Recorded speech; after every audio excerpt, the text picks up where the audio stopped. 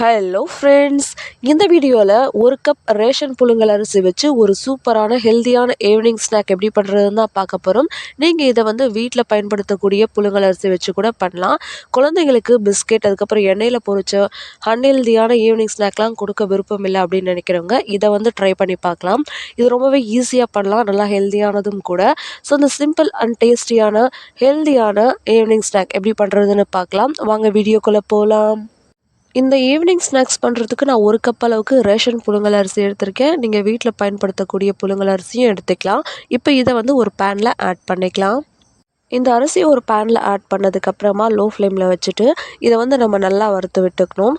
ஒரு 4லேருந்து 5 நிமிஷம் போல் லோ ஃப்ளேமில் இதை நல்லா வறுத்து விட்டோம் அப்படின்னா இந்த அரிசி நல்லா பொரிஞ்சு பொரி மாதிரி வரும். லைட்டாக பொரி மாதிரி வரும். ஒரு மாதிரி கோல்டன் ப்ரௌன் கலருக்கு வரும். பாருங்கள், இந்த மாதிரி நல்லா பொரிஞ்சு கோல்டன் ப்ரௌன் கலருக்கு வரும். இது வரைக்கும் இதை நம்ம வறுத்து விட்டுக்கணும். லோ ஃப்ளேம்லேயே வச்சு வறுத்துக்கலாம். இது இந்த அளவுக்கு நல்லா பொரிஞ்சு வந்ததும் நம்ம ஸ்டவ் ஆஃப் பண்ணிவிட்டு இதை கம்ப்ளீட்டாக ஆற விட்டுறணும். இது நல்லா ஆறி வந்ததுக்கப்புறமா இதை ஒரு மிக்ஸி ஜாரில் ஆட் பண்ணிவிட்டு நம்ம அரைச்சி எடுத்துக்கலாம். பாருங்கள், நல்லா இந்த மாதிரி அரைச்சி எடுத்துக்கணும். ரவை பதத்துக்கு தான் இருக்கணும். ரொம்ப நைஸாகவும் அரைச்சிடக்கூடாது, அதே நேரத்தில் ரொம்ப அரிசியாகவும் இருக்கக்கூடாது. கரெக்டாக இந்த மாதிரி ரவை பதத்துக்கு நம்ம இதை அரைச்சி எடுத்துக்கணும். இப்போ இது ரெடியாக இருக்குது. அடுத்ததாக அதே பேனில் ஒரு கப் அளவுக்கு அரிசிக்கு ஒரு கப் அளவுக்கு பொடிச்ச வெல்லம் ஆட் பண்ணிக்கலாம். கூடவே ஒரு கப் வெல்லத்துக்கு ஒரு கப் அளவுக்கு தண்ணி ஆட் பண்ணிக்கலாம்.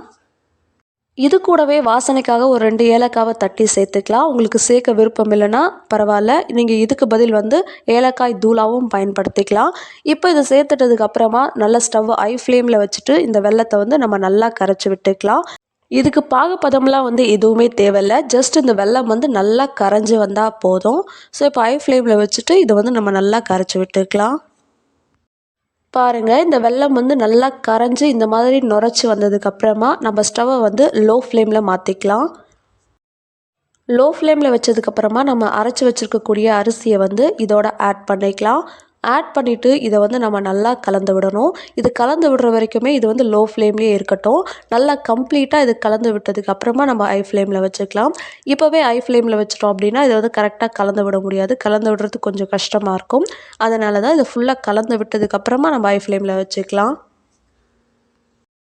இது நல்லா கம்ப்ளீட்டாக கலந்து விட்டதுக்கப்புறமா இப்போ ஹை ஃப்ளேமில் வச்சுட்டு இது ஒரு 1 or 2 மினிட்ஸ்க்கு இதை நம்ம நல்லா கலந்து விட்டுக்கலாம். கைவிடாமல் கலந்து விட்டுட்டே இருக்கணும். நல்லா இப்படி கைவிடாமல் கலந்து விட்டுட்டே இருந்தோம் அப்படின்னா இது நல்லா வற்றி வரும். நம்ம சேர்த்துருக்கக்கூடிய வெல்லம், அதுக்கப்புறம் அரிசி எல்லாமே சேர்ந்து நல்லா ஒன்று போல் கலந்து வரும். அதுக்காக தான் ஒரு 1 or 2 மினிட்ஸ் ஹை ஃப்ளேம்லேயே வச்சு இதை நம்ம நல்லா கைவிடாமல் கலந்து விட்டுட்டே இருக்கலாம். ஒரு 2 மினிட்ஸ் கலந்து விட்டதுக்கப்புறமா பாருங்கள், இந்த வெல்லமும் அரிசியும் நல்லா சேர்ந்து இந்த அளவுக்கு திக்காக வந்திருக்கு.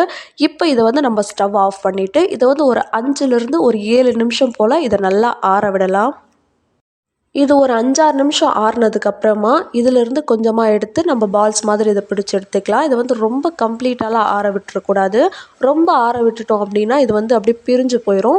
அதனால் இந்த இளம் சூடு, கை பொறுக்கிற சூடுன்னு சொல்லுவோம் இல்லையா, அந்த ஸ்டேஜ்லேயே இந்த மாதிரி எடுத்து நமக்கு எவ்வளோ பெருசாக வேணுமோ அந்த மாதிரி நல்லா பால்ஸாக இதை நம்ம பிடிச்சி எடுத்துக்கலாம். நல்லா டைட்டாகவே இதை பிடிச்சி எடுத்துக்கலாம். நீங்கள் விருப்பப்பட்டால் இது கூட நட்ஸ் கூட நல்லா வறுத்துட்டு இதோட ஆட் பண்ணிக்கலாம். பாருங்கள், நல்லா இந்த மாதிரி நம்ம ரெடி பண்ணி எடுத்துக்கலாம். இதே மாதிரியே மீதி இருக்கக்கூடிய எல்லாத்தையுமே நம்ம ரெடி பண்ணி எடுத்துக்கலாம். இது எல்லாத்தையும் ரெடி பண்ணி எடுத்ததுக்கப்புறமா நான் கொஞ்சமாக துருவின தேங்காய் எடுத்திருக்கேன். அதை இதில் கோட் பண்ணிக்கலாம். நீங்கள் உடனே காலி பண்ணிவிடுவீங்க அப்படின்னா அந்த தேங்காயில் கோட் பண்ணிக்கோங்க. 2-3 நாள் ஸ்டோர் பண்ண போகிறீங்க அப்படின்னா நீங்கள் தேங்காயில் கோட் பண்ண வேண்டாம், தேங்காய் பயன்படுத்த வேணாம். அப்படி இல்லைன்னா, உங்களுக்கு இந்த மாதிரி பண்ண விருப்பம் இல்லைன்னா ஏலக்காய் சேர்க்குறப்பவே நீங்கள் இந்த துருவின தேங்காயை ஆட் பண்ணிவிட்டு அதோட சேர்த்தே கூட நீங்கள் இந்த மாதிரி உருண்டையாக பிடிச்சி எடுத்துக்கலாம். பாருங்கள், இப்போ இது ரெடி ஆகிடுச்சு. அவ்வளோதாங்க.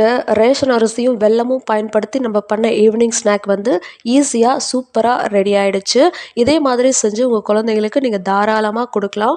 ஏன்னா அதில் நம்ம நெய்யோ எண்ணெயோ எதுவுமே பயன்படுத்தலை, எண்ணெயில் எதுவும் பொரிக்கவும் செய்யலை. ஸோ ஹெல்தியான நல்ல ஈவினிங் ஸ்நாக் தான் இது. செஞ்சு நீங்கள் உங்கள் குழந்தைங்களுக்கு கொடுங்க. செஞ்சு பார்த்துட்டு ஃபீட்பேக் சொல்லுங்கள். நெக்ஸ்ட் ஒரு வீடியோவில் பார்க்கலாம். பாய்.